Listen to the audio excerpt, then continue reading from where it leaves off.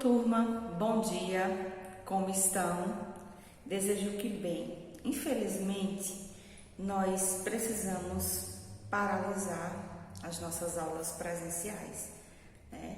Infelizmente, foi uma decisão que não foi tomada por nós, né? Uma decisão que nós tivemos que atender, né? Dos órgãos competentes, dos governantes. E, infelizmente, durante essa semana, nós vamos ter aula de forma não presencial, né? Aulas remotas, aulas online, né? Não é o nosso desejo, não é o que nós queríamos enquanto escola, enquanto professora, mas que essa paralisação sirva também para conscientizar as pessoas, né? Que é necessário ter esse isolamento, ter esse cuidado, para que tudo aos poucos consiga voltar ao normal. Bem, turma, vocês sabem que nós estamos em um período de revisões, né? Tudo que vocês viram, os assuntos que vocês receberam para avaliação, eles estão sendo revistos por nós professores, né? Estão sendo reexplicados, estão sendo reforçados para que nós possamos ter um bom resultado durante esse primeiro bimestre, tá? Então, a turma do 8º ano vai iniciar, né, como nós já fizemos em sala, nós vamos iniciar com a unidade 1 e 2, né, a revisão.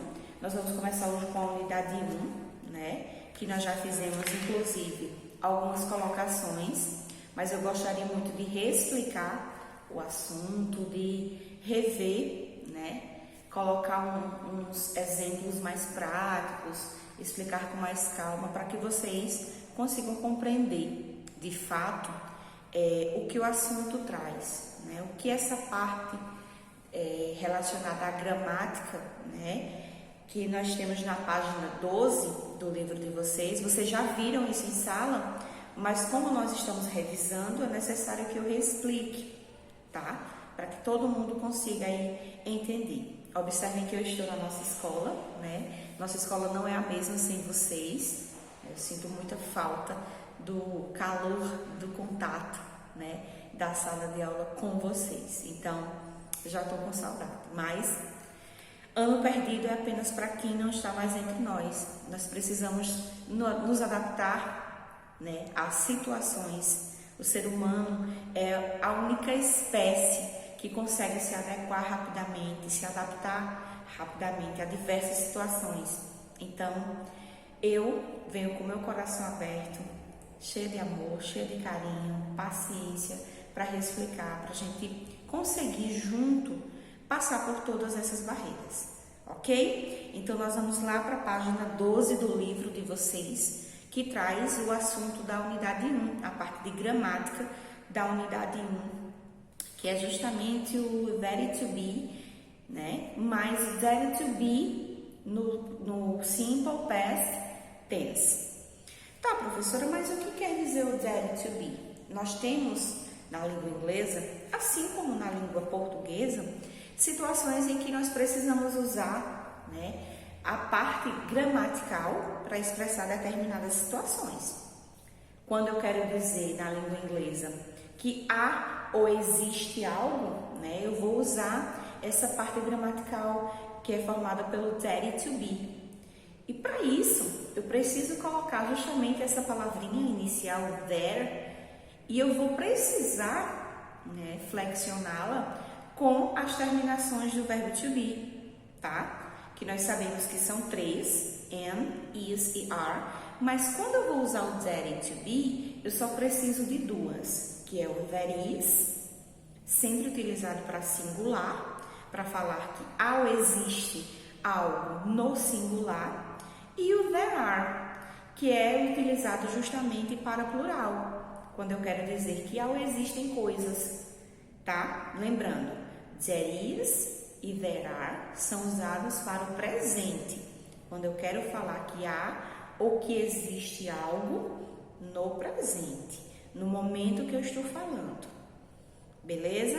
Então, sempre que eu quiser falar there is a book, há um livro, observem que eu estou usando também para o singular, Então, sempre que eu for usar there is, eu vou falar de situações relacionadas ao singular. There is a book, there is a chair, there is a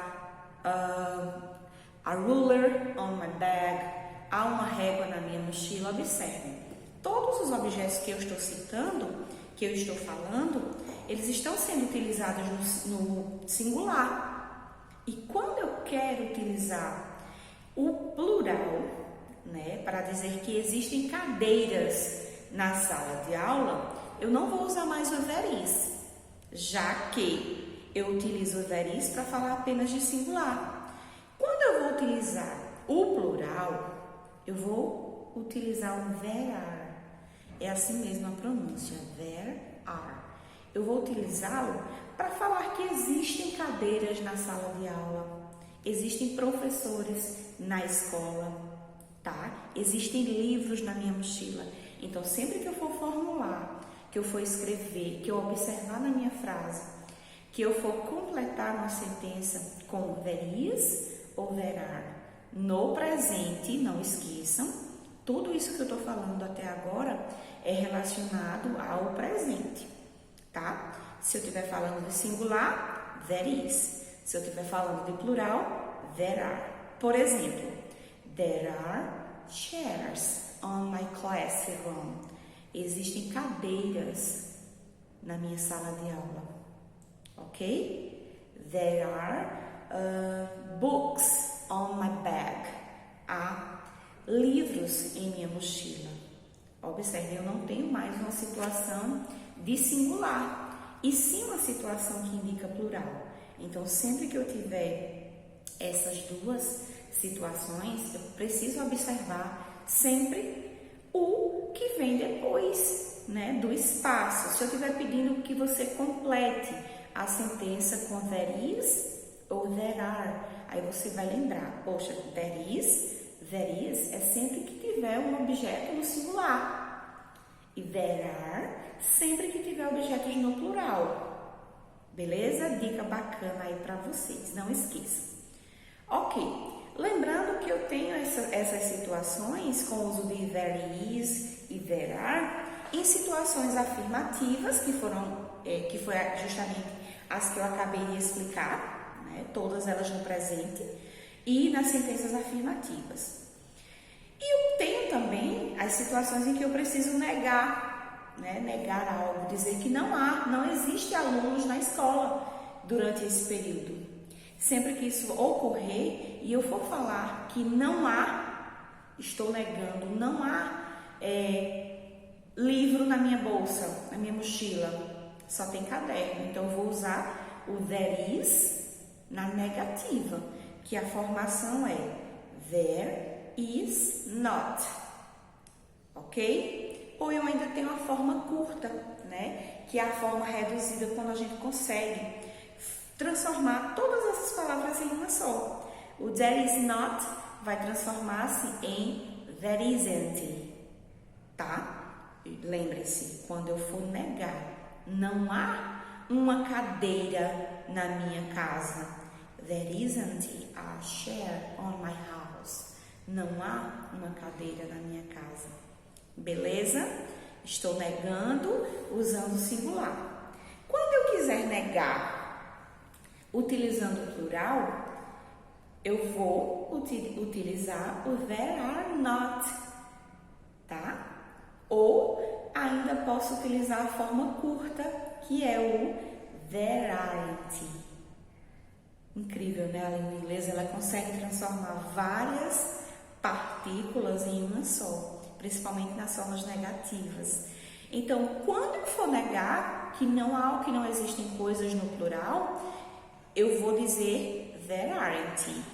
There aren't books on my bag. Não há livros na minha mochila. Observem, a palavra books está no plural e eu quero negar. Alguém perguntou, né? Há livros na sua mochila? Daqui a pouco eu vou explicar a forma interrogativa, né? Como fazer uma pergunta utilizando o there is e o there are, tá? E você vai responder, no, there aren't books on my bag. Não há livros na minha mochila. Beleza até aí? Então, nós vimos sentenças afirmativas e sentenças negativas usando o there is no presente, tá? O there is e o there are, que são chamados de there to be. There mais a terminação do verbo to be. Beleza. Aí nós temos as situações em que são interrogativas, né? As perguntas. Eu quero perguntar: há um livro na sua mochila? Observe, olha o numeral, né? E no inglês eu vou usar o artigo, eu também posso usar o numeral. Há um livro na sua mochila, professora? Eu vou perguntar, observe, se eu estou usando singular, há um livro em sua mochila, eu vou trazer a terminação do verbo, que é do singular, que é o is. Depois eu vou trazer o there. Is there a book on your bag? Há um livro em sua mochila? E a resposta pode ser tanto positiva ou negativa. Se eu estou perguntando com is there, a resposta vai ser com there is, se for afirmativa, ou there isn't, se for negativa. Então, a pergunta vai ser sempre feita com o tempo verbal, com a terminação do verbo em que a pergunta foi feita. Estão entendendo?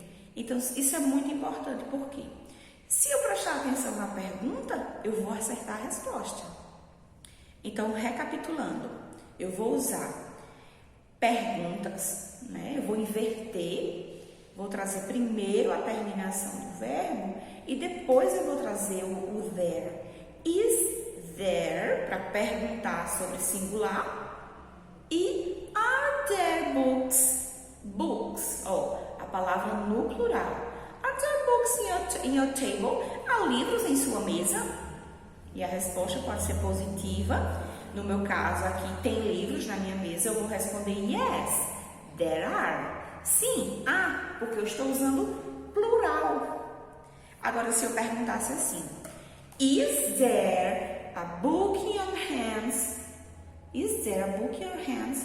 Há um livro em suas mãos? E aí, como seria a resposta? Yes, there is. Sim, há um livro em minhas mãos. Agora, se eu não tivesse o livro e tivesse sim uma caneta, a pergunta seria diferente. Is there a pen in your hands?